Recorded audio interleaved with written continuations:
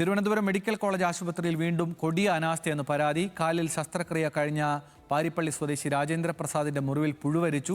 ഐസിയുവിൽ ചികിത്സയിലിരിക്കെയാണ് മുറിവ് പഴുത്ത് പുഴുവരിച്ചത്. സംഭവം ഡോക്ടർമാരെ അറിയിച്ചിട്ട് മണിക്കൂറുകൾ കഴിഞ്ഞാണ് ഡോക്ടർമാർ തിരിഞ്ഞു നോക്കിയതെന്ന് രാജേന്ദ്ര പ്രസാദിന്റെ കുടുംബം ആരോപിക്കുന്നു. അനുരു അശോകൻ തയ്യാറാക്കിയ റിപ്പോർട്ടിലേക്ക്. വളരെ ഞെട്ടിക്കുന്ന വിവരങ്ങളാണ് തിരുവനന്തപുരം മെഡിക്കൽ കോളേജിൽ നിന്ന് ഈ നിമിഷം നമുക്ക് പ്രേക്ഷകരോട് പങ്കുവയ്ക്കാനുള്ളത്. കഴിഞ്ഞ മാസം 28-ാം തീയതിയാണ് കൊല്ലം പാരിപ്പള്ളി സ്വദേശിയായ രാജേന്ദ്ര പ്രസാദിന് അപകടം സംഭവിക്കുന്നത്. അദ്ദേഹം സഞ്ചരിച്ചിരുന്ന ഒരു ബൈക്കും മറ്റൊരു ബൈക്കും തമ്മിൽ കൂട്ടിയിടിക്കുകയും അദ്ദേഹത്തിൻ്റെ ഇടത് കാലിന് ഗുരുതരമായി പരിക്കേൽക്കുകയുമായിരുന്നു. തുടർന്ന് ബന്ധുക്കളും നാട്ടുകാരും ചേർന്ന് അദ്ദേഹത്തെ പാരിപ്പള്ളി മെഡിക്കൽ കോളേജ് ആശുപത്രിയിലേക്ക് കൊണ്ടുപോയെങ്കിലും അവിടെ ചികിത്സ നിഷേധിക്കുന്ന സാഹചര്യമുണ്ടായി.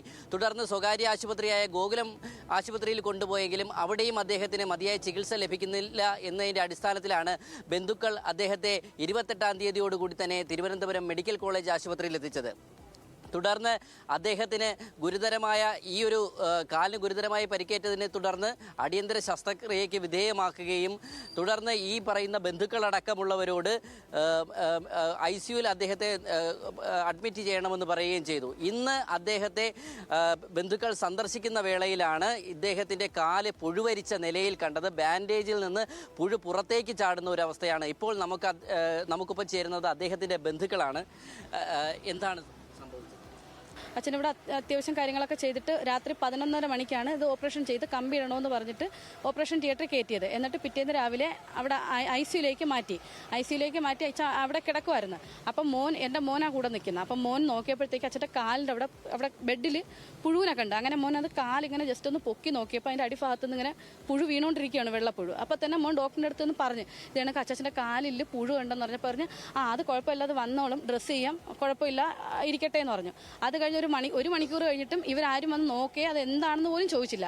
അങ്ങനെ വീണ്ടും മോൻ ചെന്ന് പറഞ്ഞു, ഇത് കണക്ക് അച്ചാച്ചന് പുഴുവാണോ നോക്കാൻ പറഞ്ഞപ്പോൾ പറഞ്ഞു എനിക്ക് ഒരു മരുന്ന് മേടിക്കാൻ പറഞ്ഞു. ഒരു മരുന്ന് എഴുതി കൊടുത്ത് മോൻ വന്നത് മരുന്നും മേടിച്ച് മേളിൽ കൊണ്ട് ചെന്നു. പുറത്തുനിന്നാണോ വാങ്ങിച്ചത് അതോ ഇവിടെ തന്നെ? പുറത്തുനിന്നാണ് മരുന്ന് മേടിച്ചത്. പുറത്തുനിന്ന് മരുന്ന് മേടിച്ച് അവിടെ കൊണ്ട് സിസ്റ്ററിനെ കൊടുത്തിട്ടും അവർ ആ മരുന്ന് വാങ്ങിച്ച് വെച്ചല്ലാതെ അല്ലെങ്കിൽ അത് വന്ന് നോക്കുകയോ ഒന്നും ചെയ്തില്ല. ഞങ്ങൾ വന്നപ്പോഴും അച്ഛൻ ആ കിടന്നെടുത്ത് എങ്ങനെ അവർ കൊണ്ടുവന്ന് കിടത്തിയോ അതേപോലെ തന്നെ കിടക്കുകയാണ്. ഞങ്ങൾ വന്നത് പൊതുക്കി നോക്കിയപ്പോൾ അത് മൊത്തം പുഴുവാണ്. അങ്ങനെ ഞങ്ങൾ അവിടെ പ്രശ്നം ഉണ്ടാക്കിയതിന് ശേഷമാണ് അവിടെ നിന്നൊരു ഡോക്ടർ വന്നിട്ട് ഡോക്ടറുമായിട്ട് നമ്മൾ കുറച്ച് സംസാരിച്ച് മുഷിഞ്ഞു. കാരണം ആ ഒരു അവസ്ഥയിൽ നമുക്ക് സംസാരിച്ചേ പറ്റൂ. കാരണം നമ്മുടെ അച്ഛനാണ് അവിടെ കിടക്കുന്നത്.